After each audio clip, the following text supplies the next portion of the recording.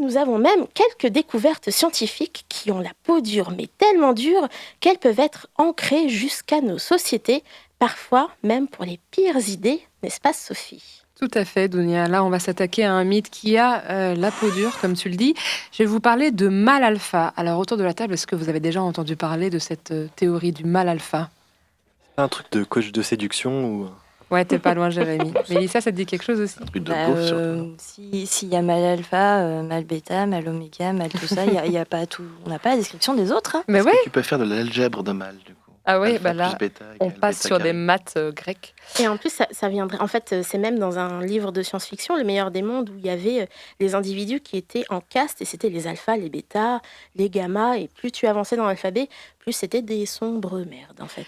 Eh ben, on n'est pas si loin de la vérité, sauf que je vais le dire tout de suite, d'entrée de jeu, le mâle alpha, ça n'existe pas. Voilà, comme ça c'est fait, c'est Quoi dit. Comment ? Je sens ma virilité s'en aller là. Eh ben, tu fais bien. Donc on va démontrer tout ça par des sources, bien sûr, car j'en ai une des particularités de ce mythe, du mâle alpha, qui a été observé chez les loups, remettons les choses dans le contexte, c'est que la source de l'erreur et la correction qui est venue quelques années plus tard vient du même scientifique. Preuve, s'il en fallait, que la science, ça évolue et que tout bon scientifique doit accepter de se tromper. Alors, laissez-moi un petit peu vous raconter tout ça. La première mention d'animaux alpha apparaît en 1947 dans une étude menée par le zoologiste suisse Rudolf Schenkel, pardon si j'écorche son nom, de l'université de Bâle. Pour ses travaux, Rudolf a observé une meute de loups dans le zoo de sa ville, des loups en captivité, où les mâles se chamaillent pour de la nourriture. Ces combats amènent à la victoire d'un individu qui peut alors manger le premier. Rudolf décide d'appeler ce loup par la première lettre de l'alphabet grec, c'est beaucoup utilisé en sciences, mâle alpha. C'est ce mâle, et seulement lui, qui pourra se reproduire avec la femelle alpha, devenant ainsi le couple dominant de la meute. Alors donc, on parle d'un couple dominant, là, pas uniquement du mâle. Mais est-ce que c'est bien cette théorie qui est fausse ? Oui, couple dominant, mâle dominant, tout ça, c'est faux, mais il est important de continuer l'histoire parce que pour expliquer comment cette idée a réussi à conquérir jusqu'au monde de l'entreprise et du management, il faut comprendre comment elle a été diffusée. L'article de ce zoologiste suisse tape dans l'œil d'un autre scientifique, David Metch, un Américain qui a passé 13 étés de sa vie à observer des loups sauvages sur l'île d'Ellesmere au Canada. C'est lui, notre scientifique fil rouge que l'on va suivre. David Mensch reprend alors notre fausse théorie et ajoute ses propres observations. Et après, il pond un livre en 1970 qui s'appelle « The Wolf, The Ecology and Behavior of the Endangered Species ». Je pense que là, mon anglais est parti... En vacances. Voilà, il y a eu un truc... Donc, en français, le loup, l'écologie et comportement d'une espèce en voie de disparition.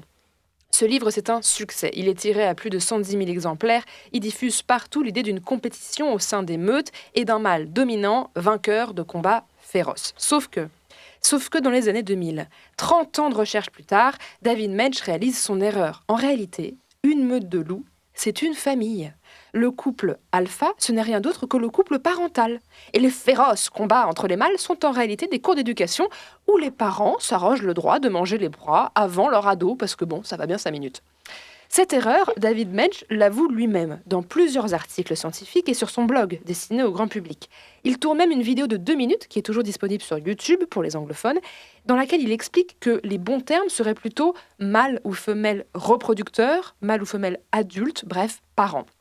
David Mensch en vient même à demander l'arrêt de la publication de son livre et consacre beaucoup d'efforts à corriger son affirmation de 1970. Mais Sophie, alors, comment savoir qu'il ne se trompe pas à nouveau ? Parce que cette fois, il a le soutien de toute la communauté scientifique derrière lui. Il y a plusieurs travaux sur les loups, mais aussi sur les primates, qui démontrent progressivement l'idée de compétition et de dominance dans le monde animal. C'est absolument passionnant. Problème, cette notion de mâle alpha a très vite été reprise par d'autres penseurs, et je mets des guillemets à penseurs, qui sont loin, très très loin de la démarche scientifique et qui n'ont pas hésité à appliquer cette notion à l'homme. Si bien que dans les années 2000, on la retrouve absolument partout. La masculinité, le développement personnel, voire même la gestion des ressources humaines en entreprise. Je ne vous mens pas, le Harvard Business Review publie un article en 2004 de 18 pages, il faut se les taper, qui s'appelle « Coaching the Alpha Male », suivi d'un long texte d'analyse avec des graphiques colorés, des chiffres à l'appui. Et on peut lire par exemple cette affirmation « Le mâle alpha représente 70% de tous les cadres dirigeants ». D'où ça vient, les sources, on ne sait pas, rien du tout. Mais alors voilà, il y a plein de choses comme ça. Donc, une fois pour toutes, je le répète pour conclure cette chronique, non, le mal alpha, ça n'existe pas. Et si un homme a le culot de vous dire qu'il en est un, envoyez-le paître. De très bonnes paroles. Merci Sophie pour ce rappel nécessaire et c'est très bon.